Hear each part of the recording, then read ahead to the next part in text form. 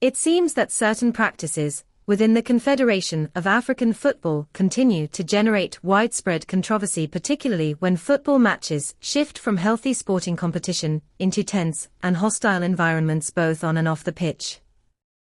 Instead of serving as a bridge between peoples and nations, football at times becomes a source of frustration due to decisions that some perceive as selective or unfair. Observers argue that the issues within the organization are not new, but rather the result of long-standing structural problems. Changes in leadership or committee members have not necessarily led to fundamental reforms in decision-making processes or disciplinary standards.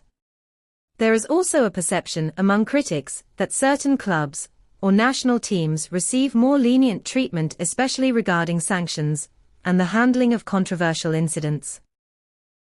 In the recent match between an Egyptian club and a Moroccan team, several allegations emerged.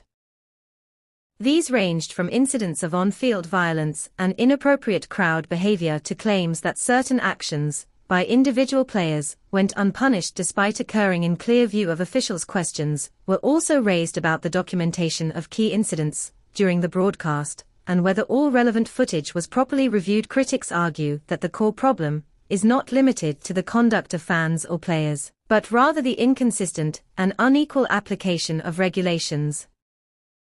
When sanctions appear predictable, minimal, or limited to financial fines, it reinforces perceptions of double standards.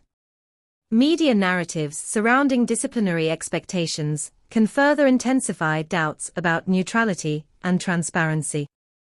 Ultimately, African football requires greater transparency, consistency, and strict enforcement of regulations in order to restore public confidence. Equality before the rules and firm disciplinary standards remain essential to protecting the integrity of competitions and ensuring